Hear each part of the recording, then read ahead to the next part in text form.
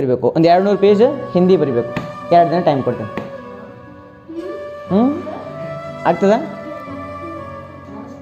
ಮನಸ್ಸು ಮಾಡಿದ್ರೆ ಆಗ್ತದೆ, ಹೌದಿಲ್ಲ? ಮನಸ್ಸು ಮಾಡಿದ್ರೆ ಆಗ್ತದ. ನಾನು ಕಲಿಬೇಕು ಅಂತ ಉತ್ಸಾಹ ಇತ್ತಂದ್ರೆ ಆಗ್ತದೆ, ಹೌದಿಲ್ಲ?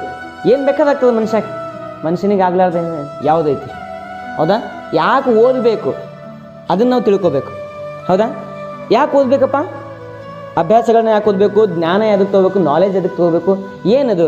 Y do we need to study? What is the reason behind the study?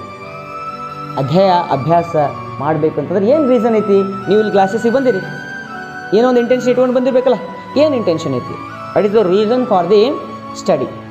To get knowledge. ಎದಕ್ಕೆ ಬೇಕು ನಾಲೆಜ್?